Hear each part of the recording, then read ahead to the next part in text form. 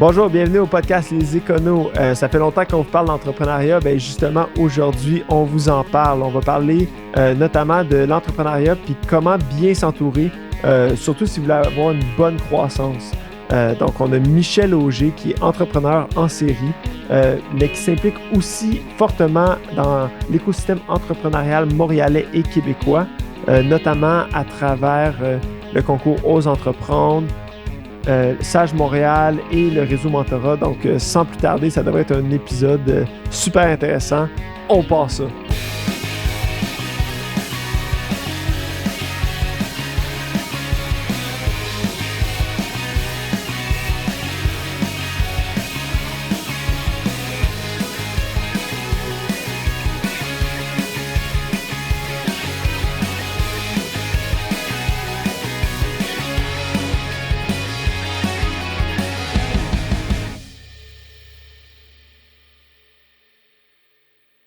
Bon, ben, bienvenue sur le podcast, Michel. Très heureux de t'avoir avec nous.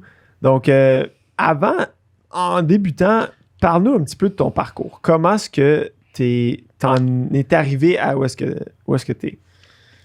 Bien, premièrement, j'aimerais vous remercier de m'avoir avec en ondes sur votre podcast parce que ça me donne l'occasion, vous allez comprendre pourquoi, ça me donne l'occasion encore une fois de célébrer l'entrepreneuriat à travers votre podcast. Ben, tu es le bienvenu. Alors, mon parcours, diplômé des HEC, j'ai travaillé pour une grosse boîte, Bell Canada pour ne pas la nommer, et après plusieurs années chez Bell, j'avais vu là, que j'avais la fibre entrepreneuriale, puis d'être dans une grosse boîte, ça m'étouffait un peu, puis ça me limitait au niveau de toute mon initiative, ma créativité.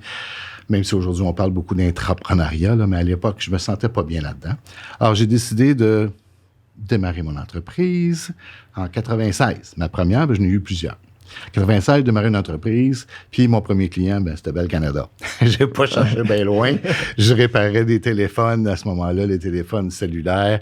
On était à la fin des téléphones fixes dans l'auto avec la petite antenne de tire-bouchon, là. Ouais, ça puis, va être ensuite, on était au début aussi des premiers téléphones portables, là, des grosses briques, là. Ouais. Puis, c'est ça. Fait qu'on était entre installation, désinstallation pour ceux qui changeaient de véhicule puis qui voulaient garder le vieux téléphone fixe et ceux qui voulaient migrer vers le portatif qui brisait souvent. Et on est devenu un centre de réparation pour Bell, pour son réseau de magasins. Donc, ça m'a amené à grossir l'entreprise, aller chercher après ça les autres réseaux, Rogers, Fido, TELUS, Koodo, Virgin, nommez-les tous, là. Fait que j'avais tous ces clients-là qui faisaient affaire avec nous. Après ça, la croissance étant que on est devenu assez gros national et j'ai acheté un concurrent en Alberta pour réduire mes coûts de transport, mes coûts de logistique, parce que le téléphone se promenait partout au Canada. Fait que c'était plus facile d'avoir. Puis en plus, ça me donnait une visibilité nationale. Puis dans l'Ouest, il faut comprendre que l'Ouest, nous, on a une fibre souverainiste, indépendantiste, là, mais l'Ouest le sont autant. L'Ouest, ils sont bien dans leur coin, sont isolés par les Rocheuses, puis ils n'aiment pas nécessairement l'Ontario. Fait qu'ils aimaient bien ça, qu'on puisse avoir une succursale à Québec, une succursale en Alberta, puis qu'on puisse desservir le pays de même. Puis ensuite, j'ai vendu mon entreprise, j'avais une centaine d'employés déjà, fait que ça avait bien roulé. Et après ça, de fil en aiguille, j'ai eu d'autres entreprises. Puis là, je ne vais pas te les énumérer, mais ouais. juste pour te montrer comment qu'un entrepreneur, c'est pas important nécessairement le produit, parce qu'un entrepreneur, ça doit faire avec ses clients, sa concurrence, son personnel, son marché, tout ça. Et son banquier, son comptable, évidemment. Il ne faut jamais oublier le côté finance. Et qui doit tirer le maximum de tout ça. Fait que j'étais dans les télécoms. Après ça, je suis allé avec le plan Nord de Jean Charest, où là, tout le domaine minier au Québec avait explosé et il y avait un besoin urgent d'hébergement. Alors, je suis devenu distributeur pour des modules préfabriqués en usine pour tous les employés des mines. Donc, c'était soit une cafétéria, une salle de billard, une salle de Wi-Fi, des dortoirs. Bref, on faisait tout pour eux autres. Et ça m'a amené à connaître le Québec. Je suis allé dans des endroits que je n'aurais jamais pensé aller, là, parce qu'on va pas aller en vacances, là, mettons, à Schefferville, à Fermont, dans le fameux mur, là, puis tout ça, toute la BTB.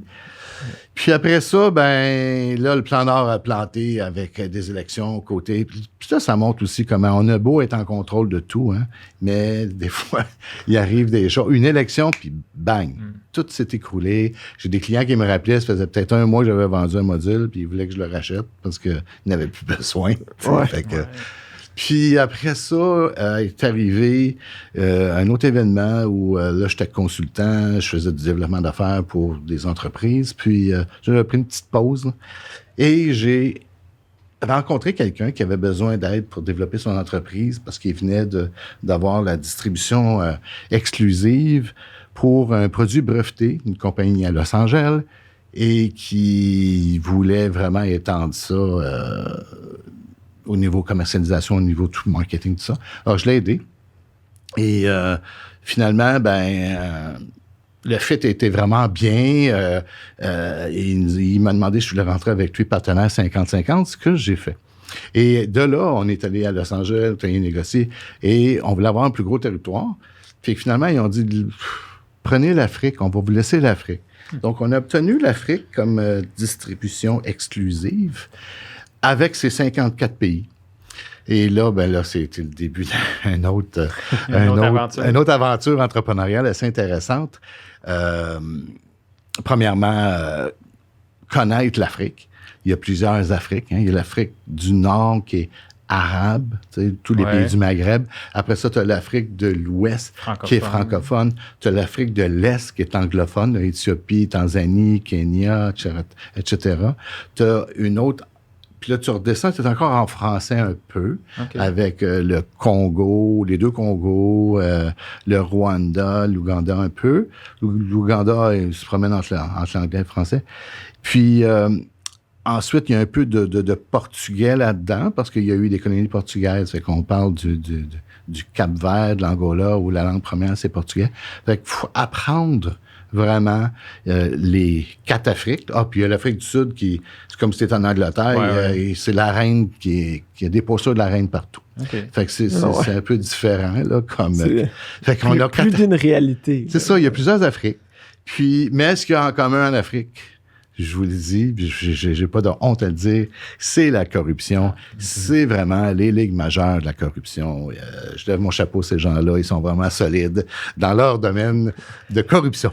Puis, disons que la chaîne alimentaire, à part souvent du politique, puis elle va parmi les hauts fonctionnaires, elle passe dans l'armée. La corruption est partout. Ce qui m'amène encore à dire, qu'est-ce que ça m'a amené, l'Afrique, comme entrepreneur? Ça m'a amené à gérer encore d'autres choses qui étaient un territoire hostile, parce que la corruption faisait que c'était difficile si tu connais pas la game, là, comme on va dire dans bon français. Donc, pour pas se perdre là-dedans, puis surtout, on avait vu en Libye, par exemple, SNC-Lavalin qui s'était fait prendre avec un jeu de corruption, fait qu'on a dit, nous autres, on n'embarque pas là-dedans. Fait qu'on a changé notre modèle d'affaires. Complètement changé le modèle d'affaires. On s'est dit, comment on peut continuer à pouvoir explorer ce marché-là? Parce que c'est un gros marché en passant, là. Faut vraiment mettre les pieds en Afrique pour voir. Ici, là, on voit 3-4 grues, là, dans un quartier. On est tout excités, là. Mais là-bas, il y a des grues partout. Ça pousse. Il y a de la construction. C'est sûr qu'il y a des pays où c'est un peu plus difficile, mais dans certains pays, la croissance, là, je vais donner un exemple, en Angola, la capitale qui est Luanda, c'est, je veux dire, là, juste pour te donner une idée, un trio Big Mac, là, ça doit être à peu près 50 $. L'équivalent d'un 50 $ canadien. C'est 50 $. Wow. Puis si je me trompe pas, même c'est 50 US. Fait que c'est très cher. Mais est-ce que les salaires sont en conséquence? Ben oui, parce qu'ils ont tout. Ils ont tout. Ils ont le pétrole, ils ont les diamants, ils ont les métaux. nomme la ressource naturelle, il la possède, il l'exploite, il y a de l'argent là, et il y a beaucoup d'Asiatiques.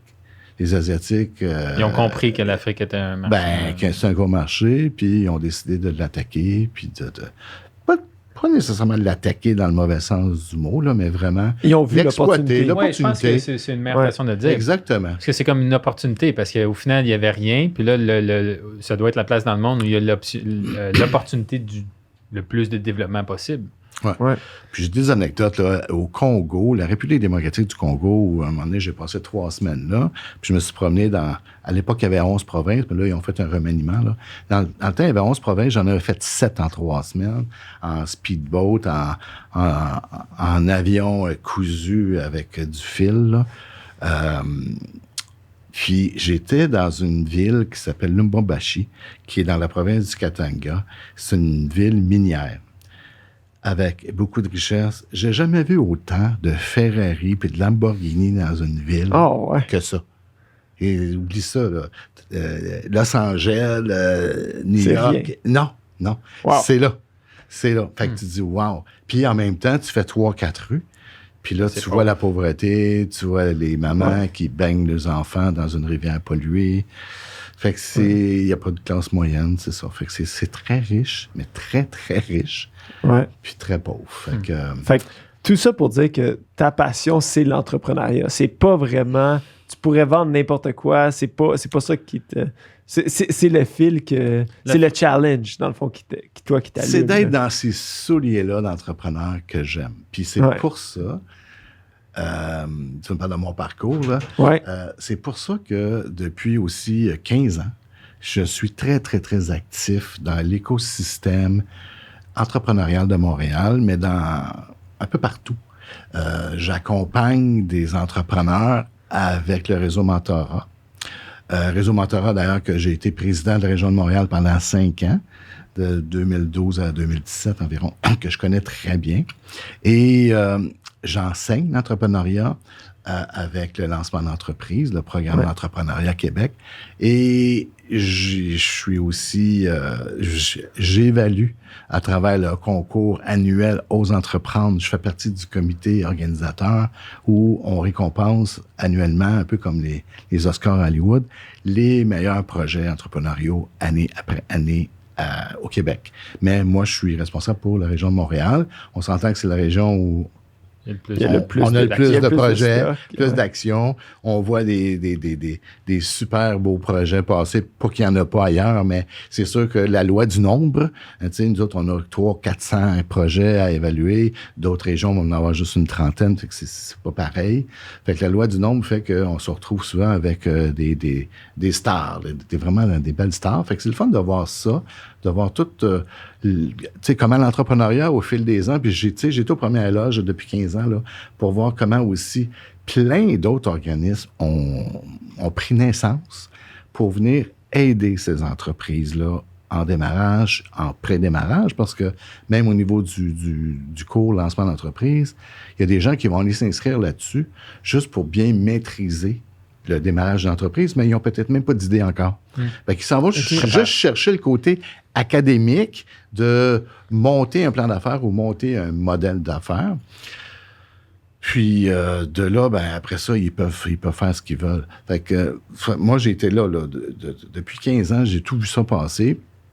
Et notamment au SAGE, où je travaille présentement comme directeur du développement et sur de nouveaux produits, on a décidé de amener une nouvelle division qui était pour s'adresser, parce que le SAGE existe depuis 35 ans, un peu plus que 35, on est sur notre 36e année. On a toujours été en pré-démarrage, démarrage, puis avec tous ces gens-là, là, soit au niveau de la mesure du soutien travailleur autonome qui existe avec le gouvernement du Québec ou le lancement d'entreprise qui existe avec le ministère de l'Éducation et Entrepreneuriat Québec, toujours en démarrage. On s'est dit, pourquoi ne pas maintenant s'adresser à des entreprises qui ont passé par chez nous ou pas, mais qui ont entre 2 à 10 ans d'existence, puis qui veulent amener leur entreprise à un autre niveau. Puis l'écosystème n'a pas autant de joueurs pour les accompagner. On a dit, allons-y là-dedans, puis là, on est là-dedans, là, j'en profite aujourd'hui pour dire que c'est quelque chose qui est vraiment intéressant parce que, encore une fois, ça me permet de voir l'entrepreneur, mais sous un autre angle maintenant. L'angle de la croissance, l'angle d'autres défis, soit qui veut s'internationaliser, veut ouvrir des nouveaux territoires, nouvelles provinces, veut diversifier ses revenus, veut aller chercher d'autres marchés. Donc, encore là, c'est l'entrepreneuriat qui me drive. Ouais, ça toujours. Ouais, puis écoute, je pense que c'est quelque chose qui est super intéressant justement pour les gens qui nous écoutent parce que la révolution Québec Inc. est en marche depuis quelques années puis continue 40 ans à peu près. de plus en plus à prendre de l'expansion. Là. Je pense, comme tu l'as dit, il y a beaucoup de gens qui se sont lancés dans l'aide aux nouveaux entrepreneurs. Puis là, en ce moment, c'est ça, la suite, là, une fois que les gens ont commencé.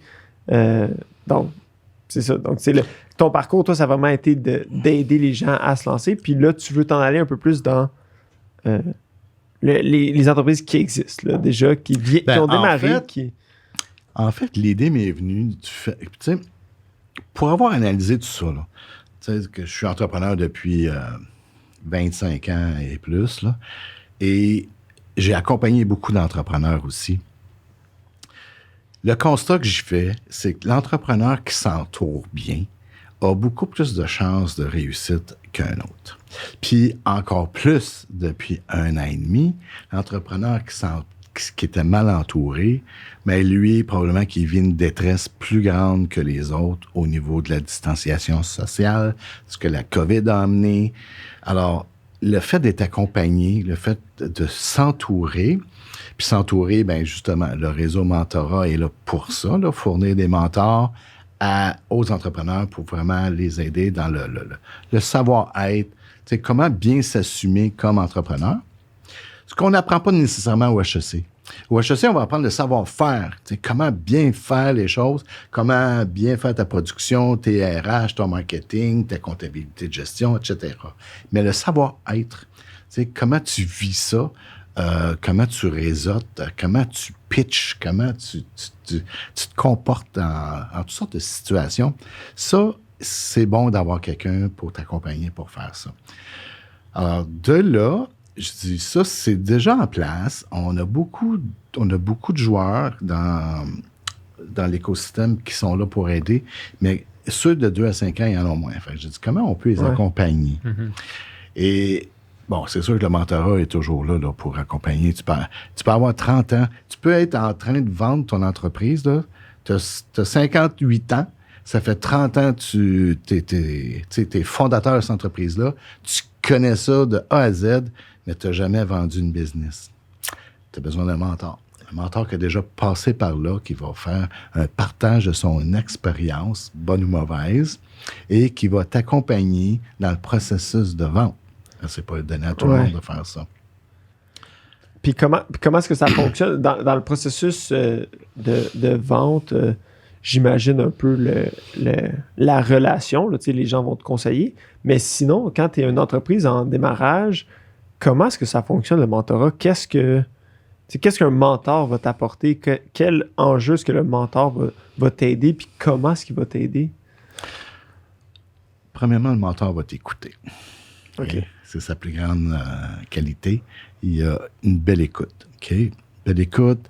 Il est formé aussi, le mentor, hein, parce que le réseau mentorat, c'est bien structuré. Donc, il y a une formation, pas énorme, là, mais genre où on va établir les règles du jeu, comment on questionne notre mentoré. Il y a tout le côté d'éthique, tout le côté toute la confidentialité, le professionnalisme, tout ça.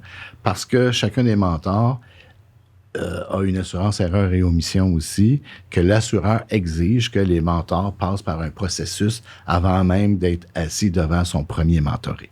Donc, ceci étant dit, il y a déjà une structure. Et que là, le mentor est là pour l'écouter.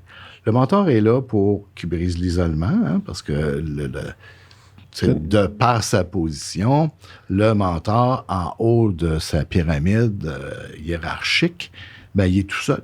Il est tout seul. Puis même s'il y a un partenaire, des fois, il y a même certaines difficultés avec son partenaire, mais il ne peut même pas en parler à son partenaire parce que c'est la cause de ses... Ça fait une personne externe. Et fait que c'est ça. Fait que ça fait...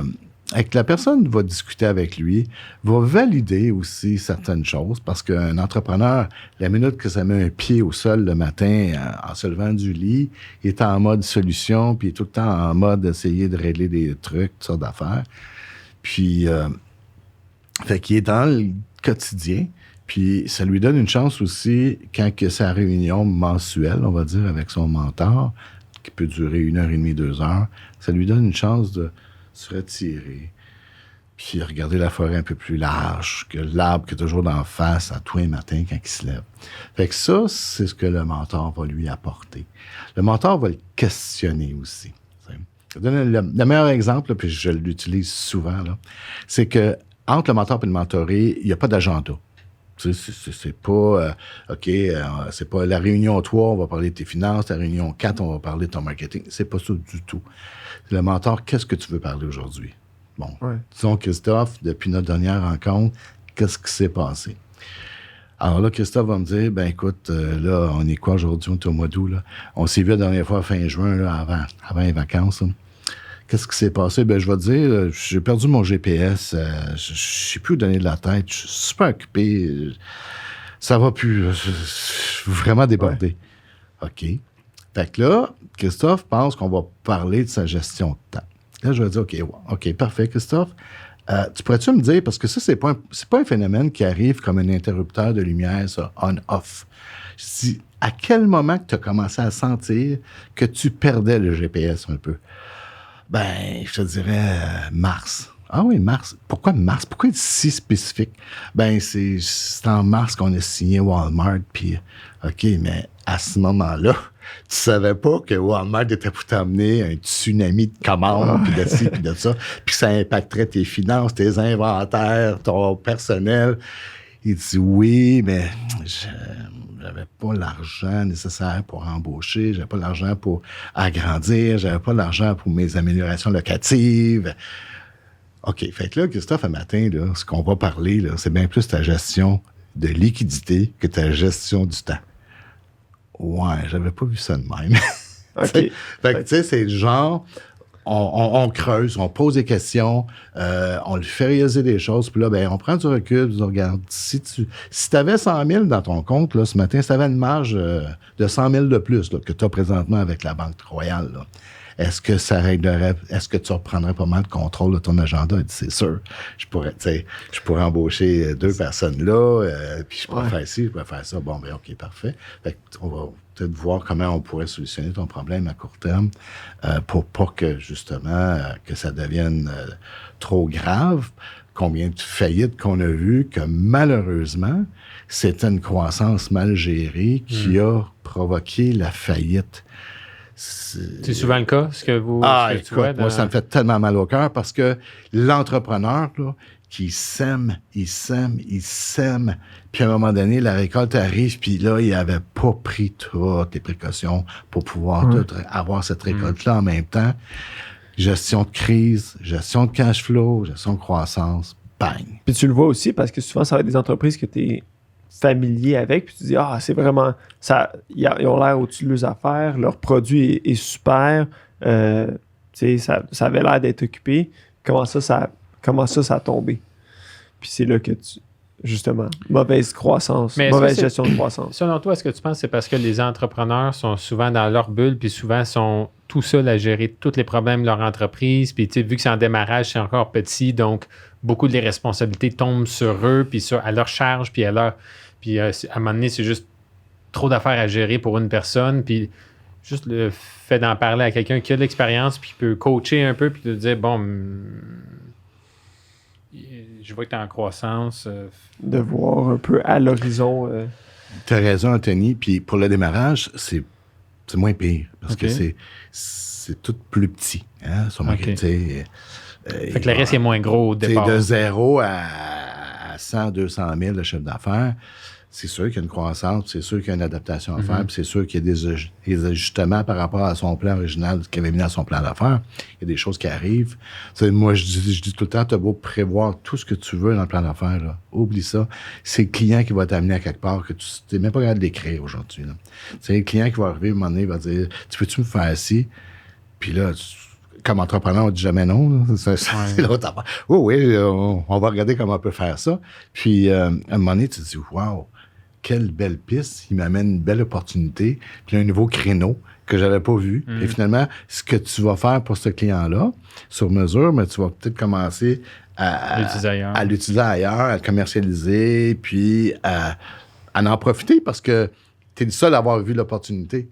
Tu sais, qu'un client qui a manifesté le besoin d'eux. Fait que ça, en démarrage. Mais ça m'amène à mon fameux 2 à 10 ans. Là. Lui, moi, je prétends qu'on peut l'encadrer d'une manière plus structurée encore, puis plus sur mesure pour lui. Je t'en ai déjà parlé, Christophe, c'est les fameux comités aviseurs. Tu sais, un petit comité qui est sur pied, un peu comme un conseil d'administration d'une grosse boîte, qui, eux, ils sont là pour veiller à la bonne démarche de l'entreprise. C'est les experts qui peuvent te conseiller? Ben, pas nécessairement juste des experts qui peuvent te conseiller. Oui, ils peuvent te conseiller. Ils ne sont pas nécessairement là tout le temps pour te conseiller. Ils sont plus pour guetter. C'est les gardiens de la planification stratégique. C'est les gardiens des finances. Je te parle d'un conseil d'administration. Une équipe de mentors, dans le fond. Exact. Ouais. Puis, ces gens-là, moi, comment je vois ça, là, c'est que tu fais une brève analyse avec ton entrepreneur. Tu es en mesure d'identifier à quel niveau il est rendu, autant au niveau de ses ventes là, qu'au niveau entrepreneurial, au niveau développement, même lui, là, dans son cycle entrepreneurial. Parce que, moi, ce qu'on a vu au SAGE aussi, là, c'est que chaque entrepreneur passe par 4 cycles. Le premier, c'est la lune de miel. Il fait son plan d'affaires, il n'a pas rencontré un client encore là, mais c'est sûr que lui est en train de mettre sur pied le nouveau Google. Okay? Lune de miel, tout est parfait, lunettes roses, tout va bien. Son plan va marcher, puis il a ça, confiance. C'est la phase 1. Ouais. La phase 2, ça, c'est le reality check. Là, il y a un choc qui est amené soit par sa clientèle qui ne répond pas aussi bien qu'elle a pensé. Il a peut-être sous-estimé sa concurrence qui rentre dedans, puis finalement, il n'est pas capable de percer le marché, ou pour toutes sortes d'autres raisons. Et la troisième étape, après avoir passé la lune de miel puis le choc, c'est comment il va s'adapter. Quelles mesures qu'il va prendre suite à la lecture qu'il va avoir prise lors de sa période 2, qui était difficile à prendre, mais qui, au final, va l'aider à améliorer son produit, améliorer son approche, améliorer son marketing, son pricing, peu importe ce qui faisait défaut. Dans la phase 2, il va s'adapter pour qu'en phase 4, soit qu'il tombe, parce qu'il décide qu'il n'y a rien à faire avec ça, parce que mon produit, il n'y a pas de marché pour ça, bon. Ou il se réajuste. Ouais. Fait que nous, l'idéal, ce serait d'avoir notre entrepreneur dans le cycle 3, l'aider vraiment à prendre les bonnes décisions pour prendre son envol, puis préparer son envol. Parce que la phase 4, ça veut dire que là, on va parler de croissance. Là, on va parler de changement de cap. Ça se peut que la planification stratégique soit complètement revue suite à tout le phénomène d'adaptation. Puis c'est là qu'on a besoin d'un comité aviseur, que ces gens-là, là, suite à la lecture qu'on va faire là, de cette journée-là, on va faire comme un bilan là, de lui, de son parcours de son entreprise, toutes ses finances, tout ça, et quelles compétences qu'il va avoir de besoin sur son comité aviseur pour pouvoir l'amener vers le succès de la phase 4. Donc, est-ce que ce serait préférable d'avoir plusieurs personnes en tant que mentor pour un entrepreneur, ou est-ce que ça dépend du niveau de... Tu sais, au départ, est-ce qu'on est mieux de s'entourer peut-être juste d'un mentor, puis au fur et à mesure qu'on grandit puis que l'entreprise se complexifie, d'avoir plusieurs mentors, ou c'est d'avoir l'avis de différentes personnes? J'aime bien ta question, Anthony. OK. Parce que, bon, là, je vais parler pour le réseau mentorat, dont je fais partie depuis 15 ans.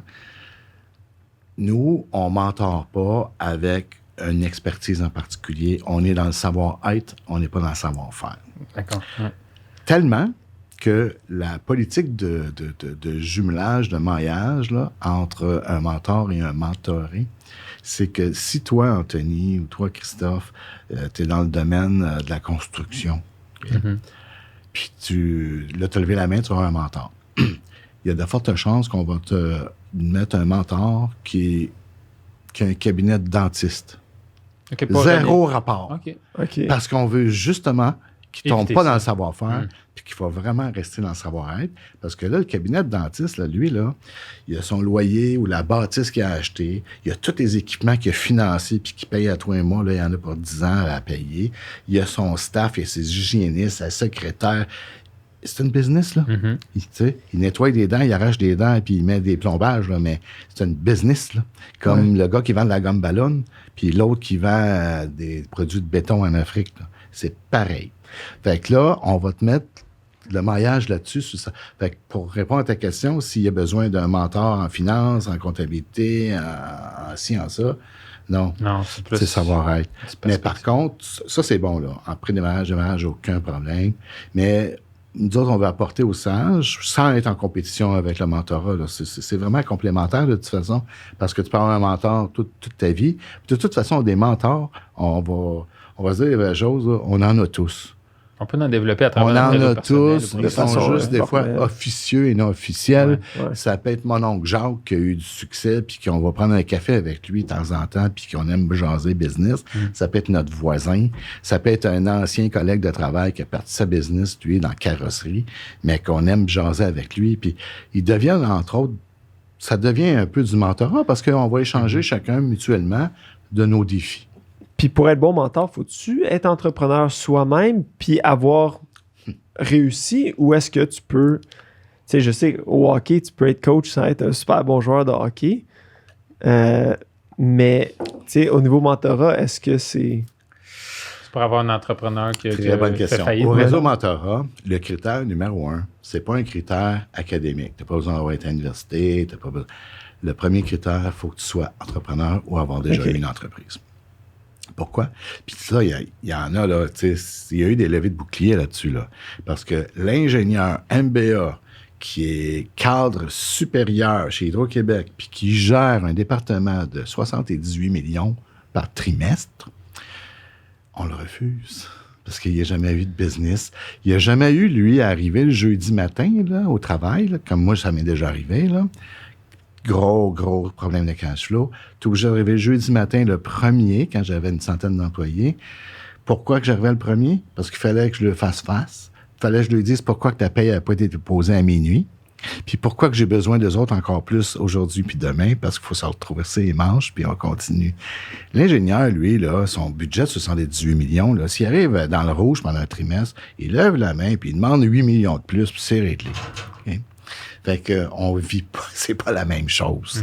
Donc, pour répondre à ta question, oui, il faut être entrepreneur.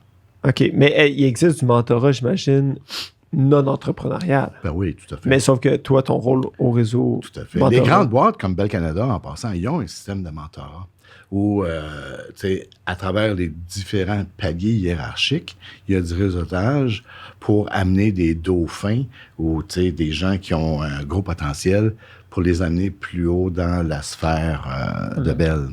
Puis, tu disais du mentorat, c'est pour la vie. Est-ce qu'il y a des durées de mentorat? Ben, la manière ça fonctionne, c'est que même si le mentor est là à titre de bénévole, il n'empêche pas que le mentoré doit payer par année pour pouvoir utiliser le service de mentorat. Parce que c'est un ticket modérateur, parce que ce qui est gratuit, la perception, c'est que ça vaut rien. Ouais. Fait que, parce que j'ai vécu la gratuité, là, il y a une quinzaine d'années avec le réseau mentorat, puis quand on a décidé de facturer, on a vu une plus belle qualité de la part des mentorés, parce qu'ils étaient plus motivés. Ils venaient pas juste parce que c'était gratuit. Là, ils venaient pour parce qu'ils voient la valeur. Le vrai besoin, ils voyaient la valeur. Fait que, il va payer, je pense que c'est rendu 400$ par année, quelque chose comme ça. Là, OK, c'est pas dramatique. c'est pas dramatique. Puis, c'est quoi ta question déjà? Mais y a-tu une durée quand tu dis, mettons, je suis mentoré? Il paye pour 1 an, OK? Il paye pour 400 par année. Puis, au bout d'1 an, là, ils vont s'asseoir ensemble, puis est-ce qu'on continue, on continue pas? Puis, il se pourrait, parce que la relation appartient au mentoré, il se pourrait que le mentoré dise, moi, je veux continuer, mais j'aimerais ça avoir une femme. Là, j'ai eu un homme pendant 1 an. J'aimerais ça avoir une vision féminine de comment faire parce qu'on est dans le savoir-être, là. Donc, tout le côté émotionnel. Fait que Puis à l'inverse, là, de passer de femme à homme, puis tout ça. OK. Fait que c'est le mentoré qui décide. Moi, je veux continuer, mais j'aimerais ça avoir un autre mentor qui va m'amener... Une différente perspective. Ben oui, Ouais. ben oui. Puis à quel moment est-ce que tu dis, OK, là, je suis prêt, j'ai besoin d'un mentor? Mais jour 1, j'imagine. Il y en a pas. Tu sais, Jour moins tu peux 1. avoir besoin d'un mentor avant même de démarrer. Tu peux avoir un mentor, tu vas avoir un mentor quand tu as démarré. Tu vas avoir un mentor 8 mois après démarrage. Il n'y a pas vraiment de période OK. précise. Là, où, Puis pour retoucher un peu à ma question de tantôt, est-ce que tu dois être un mentor qui a eu du succès ou un mentor qui a eu des... La Ouais. question est bonne parce que, tu sais, avec les années que j'ai mentoré, j'ai eu beaucoup de mentorés. Puis je te dirais que souvent, dans le mentorat, c'est souvent un partage d'expérience aussi. Que, tu sais, le fait que j'ai été entrepreneur, je le suis encore, puis j'ai eu plusieurs situations qui m'ont arrivé. Ce partage-là, souvent, c'est très apprécié de la part des mentorés. Mais je dirais que c'est souvent le partage de mauvaises expériences qu'ils aiment. Parce que des success stories, là, ils vont sur YouTube. Là, Ouais, il y en a plein de Ah, monde ouais. qui sont debout, Ouais, oui. ils sont debout sur une chaise puis ils disent qu'ils sont les meilleurs au monde. Mais ils sont rares sur YouTube, ceux qui disent « Moi, je me suis planté. » Ouais. Fait que ça, ils aiment ça entendre ça, puis ils aiment surtout entendre comment on s'est relevé de ça, comment on a passé à travers ça, tu sais, qu'est-ce qu'on a fait quand c'est arrivé. Fait que... oui. Fait que dans le fond, ouais. Puis si t'étais pour mettre un descriptif là, de quelqu'un qui est un bon mentor, c'est quoi le descriptif là, d'un mentor type ou d'un mentor qui a du succès? J'imagine que tout le monde peut s'improviser mentor, mais... C'est difficile de mesurer le succès du mentor, tu sais, Ouais. parce que il est là pour accompagner, motiver. Tu sais, à quel niveau il motive, à quel niveau il inspire, à quel niveau il a été un game changer dans une expérience qu'il a partagée, mais il ne sait pas vraiment l'impact que ça a eu sur son mentoré. Ouais. J'imagine, tu disais une bonne écoute. Ben, c'est sûr qu'une bonne écoute, ça va de soi. Quelqu'un qui sait poser les bonnes questions. Ouais. C'est parce que dans le fond, là, on n'est pas là. Ce serait tellement facile d'être en mode solution parce que comme entrepreneur, on est toujours en mode solution. Ouais. Mm-hmm. Puis c'est ça le danger qui guette le mentor, c'est qu'il ne faut pas qu'il tombe là-dedans. Fait que souvent, il entend le mentoré qui est en train d'exprimer ses angoisses puis tout ce qui est en train de passer au niveau de défi. On le sait qu'est-ce qu'il devrait faire, mais on ne veut pas lui donner tout cuit dans la bouche. Fait que là, comment tu vas faire pour lui poser 2, 3, 4 questions jusqu'à temps qu'à un moment donné, Anthony dit « Ah, mon Dieu, OK. » Pose lui-même. Ouais, là, je viens de comprendre. Qu'est-ce Ouais. qu'il voulait me dire? Ben, c'est ça.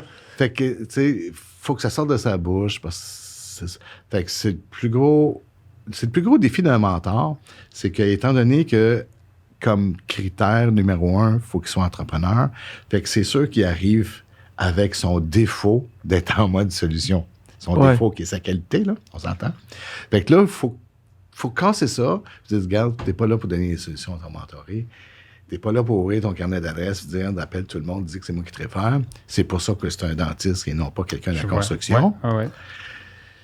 Fait que c'est ça. Fait, on l'aide là-dedans, par contre, parce qu'il y a des réunions périodiques entre les mentors où on va échanger ensemble, tout en respectant la confidentialité de nos relations mentorales, mais on va plutôt parler de nos défis. Tu sais, comment que j'ai de la difficulté à aller le chercher dans tel aspect. Puis là, on échange ensemble, puis on va essayer de niveler par le haut. Les plus anciens mentors vont parler un peu de trucs qui ont peut-être développé au fil des années avec le temps. Et on va aider les mentors à bien questionner et aller chercher son mentoré d'une meilleure manière ou d'une meilleure approche. Fait que ça, c'est pour répondre à cette question-là. Là, moi, je me demandais, les mentors ont combien de mentorés? Tu disais que c'est sur une base volontaire d'être mentor. Mais ça dépend de la disponibilité de tous et chacun, tu sais. Il y en a qui peuvent en avoir 6-7 en même temps. Okay. Pré-retraités, retraités, mais qui remplissaient le critère d'avoir déjà été entrepreneur, ou d'autres qui sont actifs comme moi, un peu plus difficile. Le plus que j'ai eu, moi, c'est 3 en même temps, puis je veux dire, c'était quand même pas mal de stock, là. Puis, que dirais-tu est les mentors, qu'est-ce qu'ils trouvent de beau dans ce qu'ils font? Est-ce que c'est lorsque leurs mentorés réussissent puis évoluent, c'est de là que vient un peu la motivation puis la satisfaction d'être un mentor? Ou c'est parce que les gens ont eu un mentor aussi puis ils veulent redonner au suivant?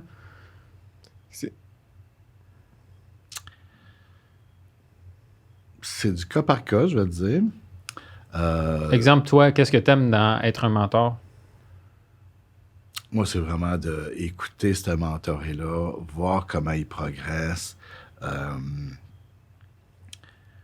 le sentir bien en selle, bien en contrôle, parce que c'est facile de perdre le contrôle quand ça grossit. Puis contrôle dans tout, là.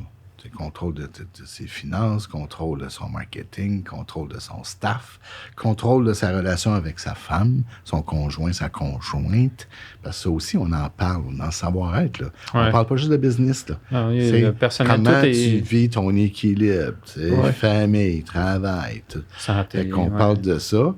Puis d'ailleurs, là-dessus, puis ça m'amène à un autre point, là, c'est que le mentorat, ce que le fun, c'est que les deux grandissent là-dedans, le mentor aussi. Là, parce qu'il y a le choc des générations souvent qui arrive. Parce que souvent, le mentor est plus âgé que le mentoré. Ouais. La plupart de mes mentorés ont tous l'âge de mes enfants. Okay. Fait que des fois, je parle à mes mentorés, puis des fois, ils me lancent des affaires que...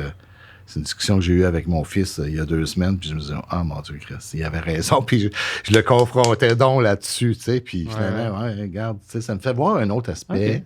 Une autre, fait que... Ça, c'est intéressant. Tu sais, j'ai eu des situations où j'étais invité au mariage de ma mentorée. Tu sais, j'ai pris ça comme une belle marque de reconnaissance. La personne m'apprécie tellement qu'elle veut que je sois à son mariage. Okay? C'est ça, je ne suis pas allé là, parce que notre code d'éthique ne nous permet pas nécessairement d'aller là-dedans. Puis, ma femme... Je connais pas personne, puis bref, c'est un genre de mariage de 350 personnes. On va aller faire quoi, là, tu sais? Fait que, mais oui, c'était une belle marque de reconnaissance, puis comme on ne peut pas mesurer notre mentorat, mais pour moi, c'est une belle manière de dire, ben, je pense que c'est une réussite, parce que... Marquer la personne. Ben, c'est ça. Tu l'as marqué, quelque part. Puis à l'opposé, est-ce que ça doit t'être arrivé, là, avec depuis le temps que t'en fais, mais t'en as un mentor que tu dis, écoute, ça marche pas. Ça marche pas. Mais pas nécessairement le fit, mais de dire son projet est voué à l'échec, puis je le sais déjà. Comment est-ce que tu t'approches ça? Ça m'est déjà arrivé. Puis, ben, t'as pas le choix, là. Nous, on n'est pas là pour l'éteindre. Hein? On n'est pas là pour vraiment... briser son trip, là. Ouais. Le questionnement. On questionne. Parce que si on sait là, que ça ne marchera pas, là, c'est qu'on a déjà une idée pourquoi. Soit sa politique de prix est complètement dans le champ, soit que le besoin n'est pas là, ou il n'y a pas un produit du tout qui arrive à cheville de la concurrence. Bon, ça peut être n'importe quoi, là.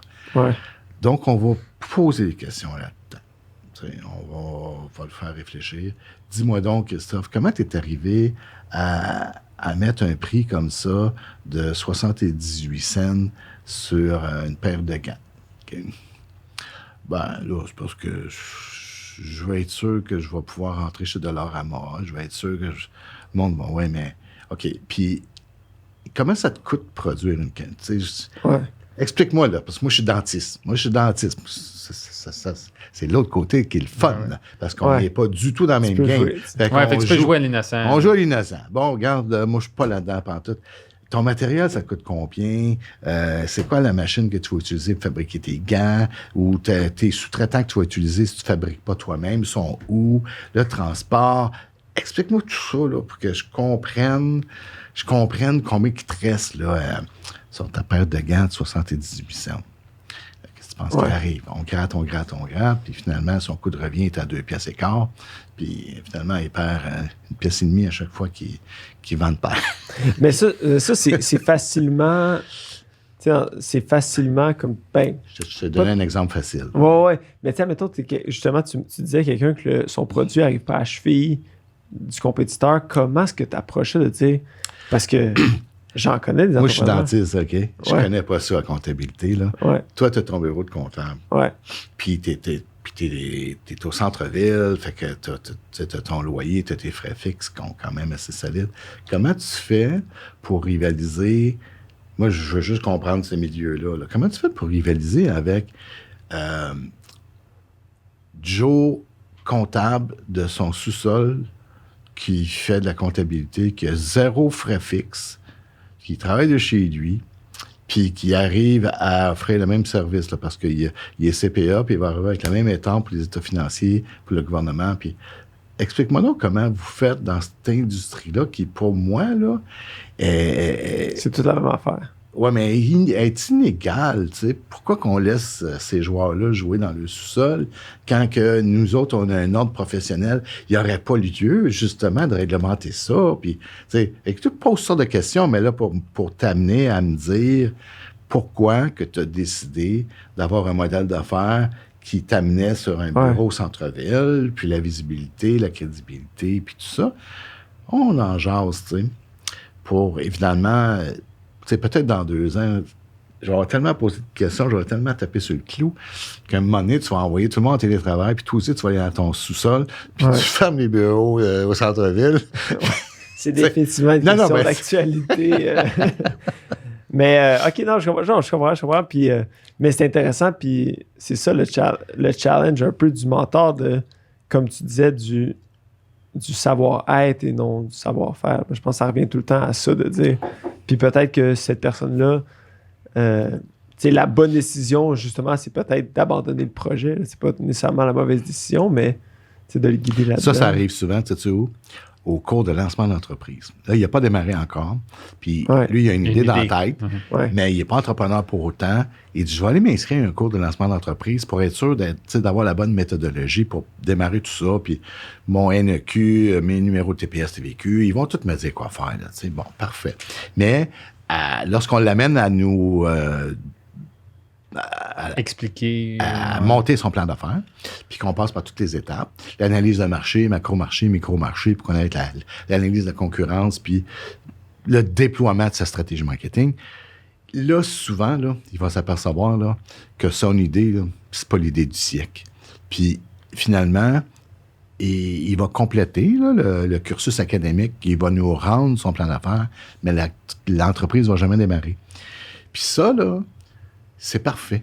C'est correct. Bien certain. Il est bien mieux de fermer son entreprise sur papier que la fermer après s'être engagé avec un loyer, puis ci, puis ça, des approvisionnements. Puis... Donc, on lui fait sauver de l'argent puis du temps. Fait que ça arrive souvent. C'est plus dur quand ça arrive, quand que l'entreprise a 1 an et demi, puis que difficulté à démarrer, puis finalement, ben ça s'éteint. T'sais. Ça arrive. Mais je vais revenir à mon petit bébé là, que je veux mettre, que je veux vraiment exploiter, qui est le comité aviseur, parce que, pour plusieurs raisons. Le tissu entrepreneurial du Québec, il y a à peu près 97, c'est pas 98% que c'est de la petite et moyenne entreprise. 3%, c'est du bombardier, c'est des grosses entreprises. Fait que, étant donné que notre tissu est composé de 97% de petites entreprises, mais ces petites entreprises-là ont souvent le syndrome de l'imposteur. Moi, je peux pas avoir un comité aviseur, je pense que c'est gros pour ça, je suis pas une multinationale, tu sais, parce que ils voient ça comme un conseil d'administration, comme Radio-Canada, puis tout ça. C'est pas ça. C'est vraiment un comité consultatif, un comité aviseur qui vont venir l'aider à bien prendre ses décisions, à bien mettre ses démarches, bien établir ses plans de match, soit un plan financier, soit un plan marketing, plan de com, peu importe. Ça, il faut lui enlever dans la tête le syndrome de l'imposteur parce qu'il y en a besoin. Il y en a besoin. Il faut lui faire comprendre que c'est juste bien s'entourer. Ouais. Puis ces gens-là sont là pour la bonne démarche, sont là pour t'appuyer. Puis une chose que j'ai réalisée depuis 15 ans, encore une fois, depuis que je suis dans le mentorat, puis depuis dans l'écosystème entrepreneurial, c'est que la confrérie entrepreneuriale elle est très généreuse. Entre entrepreneurs, là, il y a tellement d'entraide.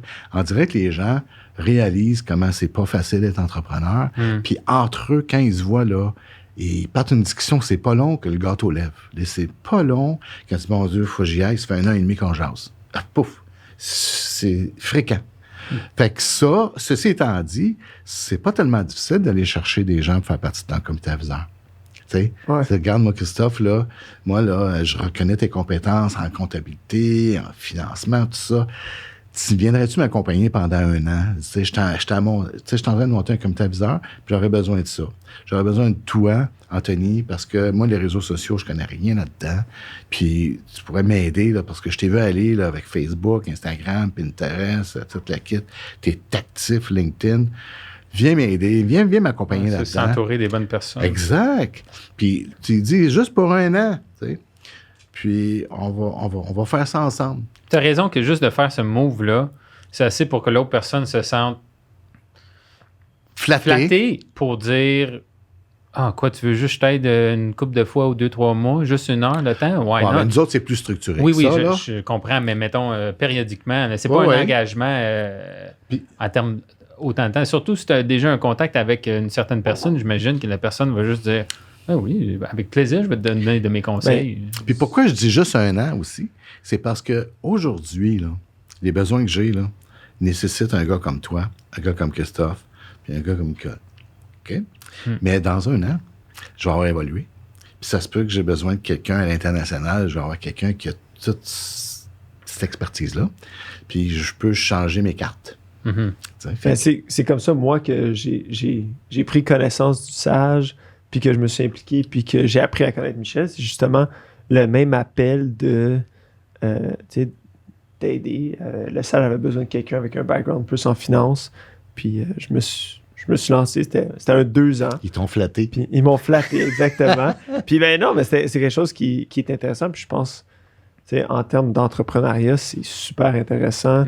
Puis je pense que, au niveau de l'entrepreneur, puis corrige-moi si je me trompe, Michel, là, c'est toi l'expert, mais vient un moment donné où tu passes à travers certaines étapes, puis là, tu dis « Ah, j'aurais dû faire ça de même, j'aurais dû faire ça », mais tu refais pas nécessairement un début d'entreprise une fois que tu es rendu au stade 3 ou 4. Puis là, la seule façon de le revivre, c'est d'aller t'impliquer comme mentor ou d'aller aider un entrepreneur plus jeune, puis de revivre ce trip-là un peu de startup. De startup, puis de cette philosophie, cet environnement-là, puis d'aller te lancer là-dedans. Fait que moi, mais il y a toujours un win-win là-dedans. T'sais. Moi, comme mentor, j'ai grandi énormément à écouter ces jeunes entrepreneurs-là, issus de, tu sais, juste au niveau académique, là, les entrepreneurs qui sortent en marketing du HEC, là, ils ont tous eu les nouvelles tendances académiques, surtout au niveau de la com. Là. Les moyens de com sont tellement différents. Moi, je suis diplômé des HEC, fin 70, début 80. T'sais. On commençait à mettre des fax là, la nuit là, pour faire de la pub. Là. Fait que si tu ne gardes pas up-to-date, tu perds le fil. Puis, fait que ces jeunes-là, mes mentorés que j'ai eus, là, je dis jeunes, là, mais je n'ai eu des moins jeunes aussi, mais tous les mentorés que j'ai eus m'ont fait grandir parce que puis ils m'ont fait réaliser, tu sais, ils t'amènent une autre perspective. Puis c'est la même chose pour toi. Là, tu fais partie du conseil d'administration du SAGE. Oui. Mais là, pendant ces conseils d'administration-là, tout ce qu'on parle, c'est comment on peut adresser encore mieux les services d'accompagnement pour les entrepreneurs, puis tout ça. Tu vas tellement bien comprendre l'entrepreneuriat comme tel que comme comptable, ce sont tous tes clients. Oui. Exactement. Moi, ça me donne un point de vue tu deviens tellement aiguisé à parler à ces gens-là. Tu connais leurs préoccupations, tu connais plein de trucs, puis tu peux même les diriger vers l'écosystème de Montréal qui est en train de... Oui, définitivement. Mais tu sais, à la base, je pense, avant même de dire oui, tu sais, sans d'avoir un motif ultérieur, c'est tout le temps de dire oui, ça me tente. Tu sais, comme oui, je vais... Tu sais, je pense que c'est comme juste pour soutenir un peu ce que tu disais, que les gens sont généreux en entrepreneuriat, puis que c'est une communauté qui se tient. Mais je pense que c'est vrai. Puis pareillement, du même côté, moi, quand j'ai des gens un peu plus vieux qui vont venir me donner des conseils, puis c'est tellement apprécié que tu veux un peu rendre l'appareil, mais tu comprends en le faisant pourquoi qu'ils l'ont fait. Que c'est pas juste la pure générosité, mais c'est que... Moi, j'irais plus loin que plus vieux. Le plus vieux, tu en amènes un point, là. Une des qualités qu'un entrepreneur doit posséder, là, c'est l'humilité. L'humilité de dire que je connais pas tout. L'humilité de dire que moi, je vais m'entourer de compétences que j'ai pas.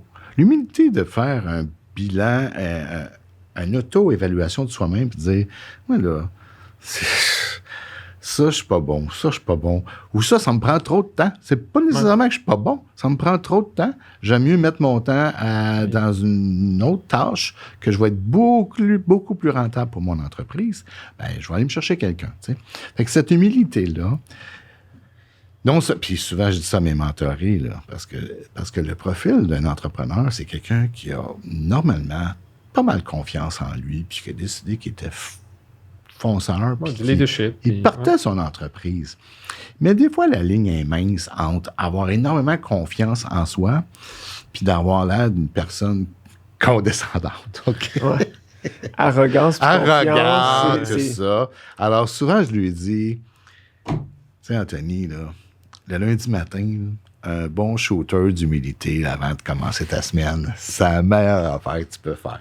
Puis là, on part à rire, tu sais, parce que tu sais, des fois, cette arrogance-là, confiance/arrogance-là, quand tu vas voir le banquier, ben des fois, le banquier, le verre à moitié vide, le verre à moitié plein, ben il aurait aimé mieux que tu démontres plus d'humilité, puis tu aurais eu plus de chances d'aller chercher une marge de crédit.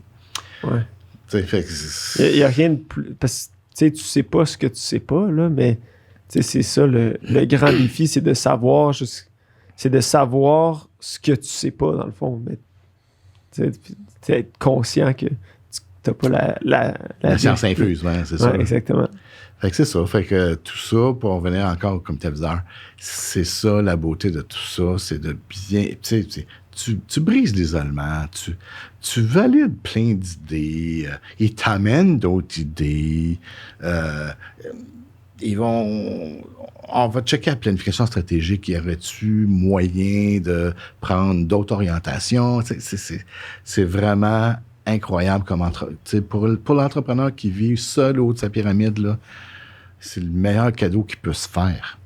Mais c'est de faire comprendre que il peut l'avoir. Je te dis, ils vivent tout le syndrome de l'imposteur.